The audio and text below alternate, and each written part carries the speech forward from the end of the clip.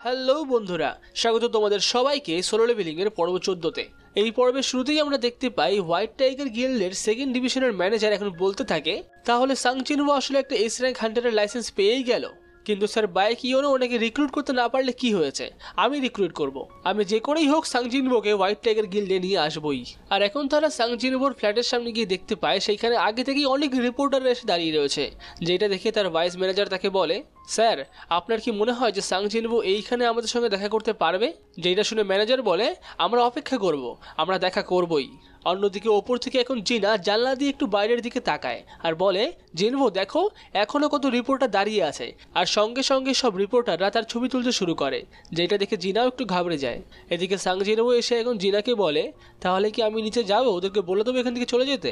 যেটা শুনে জিনা বলে, না না, এই সমস্ত কিছুর দরকার নেই, তোমার নাম অলরেডি অনেক খারাপ হয়ে রয়েছে। যেটা শুনে সাং চিনবো বলে, খারাপ হয়ে রয়েছে কেন, আমি আবার কি করলাম? আর এখন জিনা জানায় যে সে আগের বার কোনো রিপোর্টারের সঙ্গে দেখা করেনি, সেই কারণেই এখন তার নাম খারাপ হয়ে রয়েছে।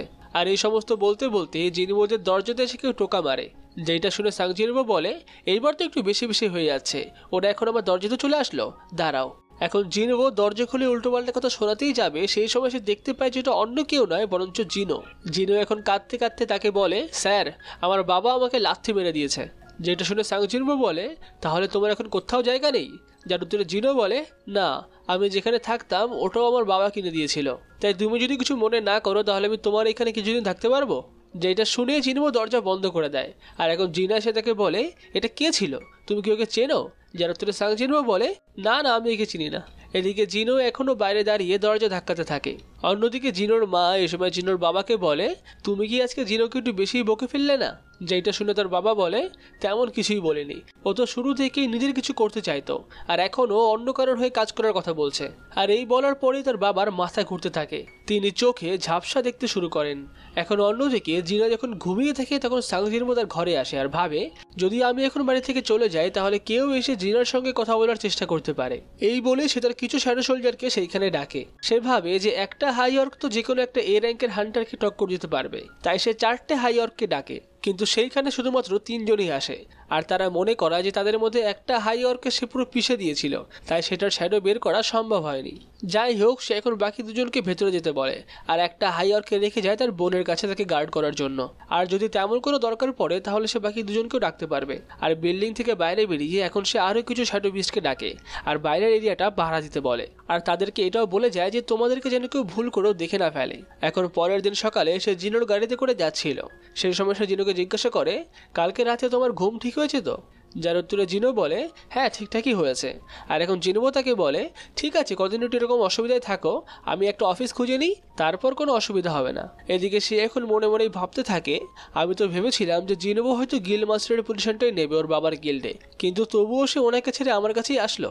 এখন জিনো তাকে জিজ্ঞাসা করে যে ডেসাং টাওয়ারে গিয়ে তার কি কাজ আছে, কিন্তু সাং জিনবো কিছু বলে না, সে শুধুমাত্র বলে, তেমন কিছু না, তাড়াতাড়ি ফিরে আসবো।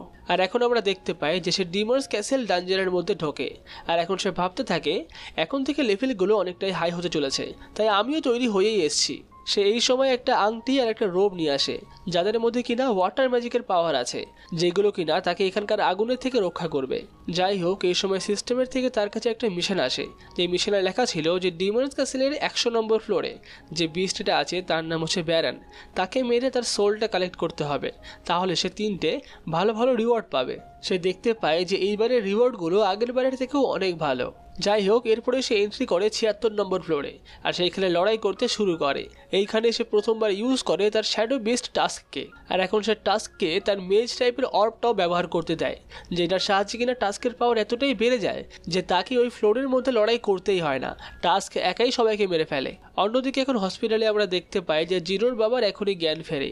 সেই সময় ডাক্তারকে জিজ্ঞাসা করে তার জ্ঞান নেই কতদিন ধরে, যার উত্তরে ডাক্তার বলে সে 2 দিন ধরে পুরো শুয়ে রয়েছে। সে বুঝতে পারে যে তার শরীর ঠিক নেই, তার শরীরে কিছু তো হয়েছে। এই সময় ডাক্তার থেকে জিজ্ঞাসা করে, তোমার কি রিসেন্ট কোনো বড় হান্টারের সঙ্গে দেখা হয়েছিল? কিন্তু জিনোর বাবা এখন বুঝতে পারে না যে সে তাকে এই প্রশ্নটা কেন করছে। যার উত্তরে ডাক্তার বলে, একটা রোগ আছে যেটার নাম হলো ইটারনাল স্লাম্বার। পৃথিবীতে যখন থেকে গেট খোলে তারপর থেকে এই রোগটা দেখা যায়, আর যাদের এই রোগটা হয় তারা পুরোপুরিভাবেই অজ্ঞান হয়ে যায়। অনেক মানুষই এই রোগে মারা গেছে যারা এই রোগের চিকিৎসা করতে পারেনি।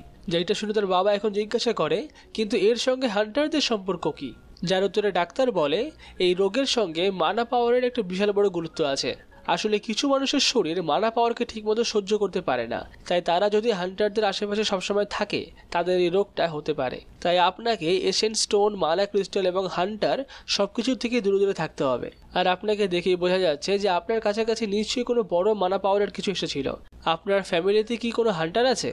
যেটার কোনো উত্তর তিনি দেন না। তিনি ভাবতে থাকেন এই দুনিয়াতে মানা পাওয়ার ধীরে ধীরে বাড়তেই চলেছে, আর এই মানা পাওয়ারের জন্য অনেক মানুষের ক্ষতিও হচ্ছে, আর আমিও সেই সমস্ত লোকগুলোর মধ্যে একজন হয়ে গেলাম। অন্যদিকে জাপানের একটা দ্বীপে দেখা যায় যে একটা জীবন্ত পিঁপড়ে দ্বীপের কিনারায় এসে পৌঁছে গেছে। অন্যদিকে এখন আমরা দেখতে পাই যে দুটো ছেলে রাস্তা দিয়ে ঘোরাঘুরি করছে। তাদের মধ্যে একজন ডি র্যাঙ্কের হান্টার আর নতুন একটা ছেলে ই র্যাঙ্কের হান্টার। সেই ডি র্যাঙ্কের হান্টারটা নতুন ছেলেটাকে বলছে, আমরাই এই দ্বীপের মধ্যে একমাত্র হান্টার, তাই এইখানে যদি ভুল করে কোনো গেট চলে আসে তাহলে আমাদের প্রথম কাজ হলো পাশের থেকে বাকি হান্টারদেরকে ডাকা, আর সেটাও তাড়াতাড়ি করতে হয়, কেননা ওনাদেরকে এখানে আসতেই 3 দিন লেগে যায়। তাই আমাদেরকে যত তাড়াতাড়ি সম্ভব তাদেরকে ডেকে সেই সমস্ত গেটগুলোকে ক্লিয়ার করতে হয়। আর এইভাবেই আমি এই দ্বীপটাকে প্রোটেক্ট করি, আর এখন থেকে তুমিও আমার সঙ্গে থাকবে। এখন সেই ই র্যাঙ্কের হান্টারটা ডি র্যাঙ্কের হান্টার নোগাওয়াকে বলে, দেখো তো সামনে থেকে ওটা কী আসছে। এদিকে নোগাওয়াও বুঝতে পারে না যে ওটা কি, সে ভাবে ওটা কি কোনো মানুষ, কিন্তু ওটা আসলে সে জীবন্ত পিঁপড়েটা। সেও এখন এই দুটো হান্টারকে দেখতে পায়। অন্যদিকে ডিমার্স ক্যাসেলের ভেতর এখন সাং জিনবো বুঝতে পারে যে তার জন্য লড়াই করাটা খুবই সহজ হয়ে যাচ্ছে, আর তার কাছে এখন অনেক শ্যাডো সোলজার আছে, তাই সবাইকে একসঙ্গে রাখার কোনো মানে হয় না। এই সময় সে তার শ্যাডো সোলজারগুলোর টোটাল 6খানা গ্রুপ বানিয়ে ফেলে। একটা হলো team task, team Igris, team iron, team tank, high orc B আর হাইঅর্ক এ। আর তাদেরকে এখন সব দিকে গিয়ে লড়াই করতে বলে। আর তাদের মেনলি দুটো কাজ হবে, তাদের সামনে যে কোনো বিস্টকে মারা, আর নেক্সট ফ্লোরে যাওয়ার জন্য এন্ট্রি পারমিট পেলে সেটা এনে তাকে দেওয়া। আর এই বলে সে সমস্ত টিমকে সেখান থেকে যেতে বলে, আর সঙ্গে সঙ্গে সে অনেক এক্সপিরিয়েন্স গেইন করতে শুরু করে। সে বুঝতে পেরে যায় যে এটাই ভালো, তার এখন আর এদিক ওদিক ঘোরাঘুরি করার কোনো দরকার নেই। তাকে যেটা করতে হবে সেটা হলো শুধু এখানে বসে বসে পোষণ খেতে হবে, যাতে তার মানা পাওয়ার বজায় থাকে। আর এইভাবে টানা 2 দিন লড়াইয়ের পর সে 80 নম্বর ফ্লোরে চলে যায়। সেও ভাবেনি যে সে এত তাড়াতাড়ি 80 নম্বর ফ্লোরে চলে আসবে। আর এইখানে এসে সে দেখতে পায় যে তার মানা পাওয়ার খুবই তাড়াতাড়ি কমে যাচ্ছে। সে বুঝতে পারে যে এই ফ্লোরে কোনো একটা ডিমন আছে যার পাওয়ার কিনা অনেক বেশি। সে তার সমস্ত শ্যাডো বিস্টকে নিমেষের মধ্যেই মেরে ফেলছে।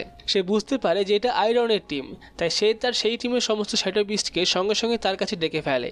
আর সে এখন দেখতে পায় যে ইগ্রিস আর দুখানা হাইঅর্কের টিম পর পর মার খেয়েই চলেছে। আর যেই টিমটা ইগ্রিসের উপর অ্যাটাক করেছিল সেই টিমটা টাস্ক টিমের উপরে অ্যাটাক না করে সোজা চলে যায় হাইঅর্কের কাছে। তার মানে কি এরকম হতে পারে যে সেই ডিমনটা টাস্কের টিমকে মারতে পারবে না? তার মানে এইখানকার ডিমনগুলোর মাথায় বুদ্ধিও আছে, তারা জানে তাদেরকে কাদের সঙ্গে লড়াই করতে হবে। তাহলে সেই হিসেবে দেখতে গেলে হাইঅর্কের টিমকে মারার পর তারা নিশ্চয়ই ট্যাঙ্কের টিমের কাছেই আসবে। আর তার সন্দেহ ঠিকই হয়। সে দেখতে পায় যে 4টে বিস্ট ট্যাঙ্কের টিমের সামনে আসে, আর তারা ট্যাঙ্ককে নিমেষের মধ্যেই মেরে ফেলে। সে বুঝতে পারে যে তার শ্যাডো বিস্টগুলো এই মনস্টারগুলোর কাছে কিছুই না, তাই সে সামনে বেরিয়ে আসে। আর সেই ডিমান্ডটা ট্যাঙ্ককে মারার পর আসে সাং জিনবোকে মারার জন্য, কিন্তু সে আবার সাং জিনবোর সামনে চান্সই পায় না। সাং জিনবো তাকে এক লাথি মেরে ফেলে, যার পরে সেখানকার আরও দুটো ডিমান তার উপরে অ্যাটাক করতে আসে, আর সে তাদেরকেও নিমেষের মধ্যেই মেরে ফেলে। যেটা দেখে সেখানকার লিডার ডিমান্ডটা ভাবতে থাকে, আমি আজকে জানতে পারলাম যে আমাদের মতো ডিমান্ডরাও ভয় পায়। কিন্তু তবুও সে এখন সাং জিনবোকে অ্যাটাক করতে যায়। পরপর কয়েকটা অ্যাটাক করলেও সেগুলো সাং জিনবোর গায়েই লাগে না। এরপর সাং জিনবো দ্রুত তার দিকে এসে তার তরোয়ালটা ভেঙে ফেলে, আর তাকে মেরে ফেলতেই যায়। সেই সময় সে ডিমান্ডটা সারেন্ডার করে নেয়। এখন তার মুখোশ খুললে সাং জিনবো দেখতে পায় যে সেটা একটা মেয়ে। সেই মেয়েটা এখন তাকে ছেড়ে দেওয়ার কথা বলে, যেটা শুনে সাং জিনবো বলে, তুমি এতক্ষণ আমার সমস্ত শ্যাডো বিস্টদেরকে মারলে, আর আমি এখন তোমাকে ছেড়ে দেবো? যার উত্তরে মেয়েটা বলে, আমারও কিছু করার নেই, আমার কাজ এই জায়গাটাকে গার্ড করা। এখন যদি কেউ এই জায়গাতে এসে সমস্ত ডিমান্ডদেরকে মারে তাহলে আমাকে তো তাদেরকে মারতেই হবে, তাই না? এরপরে সাং জিনবো বলে, আমি তো তোমার সমস্ত ডিমান্ডদেরকে মেরে ফেললাম, তারপরও তুমি বাঁচতে চাইছো? যেটা শুনে ডিমান্ডটা বলে, ওদের কাজই আমাদেরকে রক্ষা করা, যতক্ষণ আমি বেঁচে আছি ততক্ষণ ওরাও খুশি। এখন সাং জিনবো এই কথাটা শুনে ভাবে, কি স্বার্থপর রে এটা। আর অন্যদিকে ঘোরে। এই সময় সেই ডিমান্ডটা সাং জিনবোকে অ্যাটাক করার চেষ্টা করে, কিন্তু এখন টাস্ক তার হিম অফ প্রোটেকশনের ব্যবহার করে সাং জিনবোকে বাঁচিয়ে নেয়। আর তারপরে সেই ডিমান্ডটা আবার সাং জিনবোকে বলে, আমাকে ক্ষমা করে দাও, তুমি যা বলবে আমি তাই করব। যার পরে সাং জিনবো তাকে বলে, তুমি তাহলে আমাকে এন্ট্রি পারমিট এনে দাও। যার উত্তরে সেই মেয়েটা বলে তার বাবার কাছে এন্ট্রি পারমিট আছে, তাকে সেখানে নিয়ে গেলে সে জোগাড় করে দিতে পারবে। আসলে ডিমন্সরা সেই এন্ট্রি পারমিটটাকে রক্ষা করছে, যেটা শুনে সাং জিনবো ভাবে যে এর জন্য সে এতক্ষণ এন্ট্রি পারমিট খুঁজে পায়নি। আর এখন সেই মেয়েটা এটাও বলে যে তার কাছে ওপরের সমস্ত ফ্লোরের এন্ট্রি পারমিটের ঠিকানা আছে, যদি সে তাকে আর তার ক্ল্যানকে কিছু না করে তাহলে সে সমস্ত এন্ট্রি পারমিটগুলোকে জোগাড় করে দেবে। যেটা শুনে সাং জিনবো ভাবে যে অফারটা তো ভালোই, কিন্তু এই মেয়েটাকে বিশ্বাস করা কি সম্ভব? তাই সে এখন সেই মেয়েটার চোখের দিকে তাকিয়ে বলে, আমি কি তোমাকে বিশ্বাস করতে পারবো? আর এইটা দেখে সেই মেয়েটি এতটাই ভয় পেয়ে যায়, সে বলে, হ্যাঁ হ্যাঁ, আপনি যা বলবেন আমি তাই করব। আর এখন সাং জিনবো এই অফারটাতে রাজি হয়ে যায়। অন্যদিকে দেখতে পাই আমরা সেই দ্বীপটা, যেই দ্বীপে একটা পিঁপড়ে এসে পড়েছিল। সে সেখানকার সেই দুটো হান্টার সহ আরও অনেক লোকজনদেরকে মেরে ফেলে। এদিকে এখন ক্যাসেলের মধ্যে মেয়েটা সাং জিনবোকে বলে যে তার নাম হলো এসিল আর সে রাডিরো ক্ল্যানের। কিন্তু সাং জিনবো বলে, এটা শুনে আমার কোনো কাজ নেই, তুমি আমাকে এটা বলো যে তোমরা কারা? তুমিও কি এমন কোনো ভয়েস শুনতে পাও যেটাতে তোমাকে বলে মানুষদেরকে মারার জন্য? যার উত্তরে এসিল বলে, না, সে সেরকম কিছু শুনতে পায় না, কিন্তু সে এটা শুনতে পায় যে তাকে এই জায়গাটা রক্ষা করতে হবে যেখানে সে আছে। এখন সাং জিনবো থেকে এইটা জিজ্ঞাসা করে যে তুমি এরকম ভয়েস কবে থেকে শুনতে পাও? যার উত্তরে এসিল বলে, যতদিন ধরে সে এখানে এসেছে তখন থেকেই সে শুনতে পায়। যেটা শুনে সাং জিনবো বলে, এখানে এসেছো মানে? তোমরা এর আগে কোথায় থাকতে? যার উত্তরে এসিল বলে যে তারা আগে ডিমন রিয়েলমে থাকতো। এখন সাং জিনবো এটাও জিজ্ঞাসা করে যে ডিমন রিয়েলমে তারা কি করতো? যার উত্তরে এসিল বলে তারা যুদ্ধের জন্য প্রস্তুতি নিচ্ছিল। আর এরই সঙ্গে সোলো লেভেলিংয়ের পর্ব 14 এখানে শেষ হয়। পুরো ভিডিওটি ভালো লেগে থাকলে ভিডিওটিকে অবশ্যই লাইক করবে, আর পরের পর্ব দেখার জন্য চ্যানেলটাকেও সাবস্ক্রাইব করে রাখবে।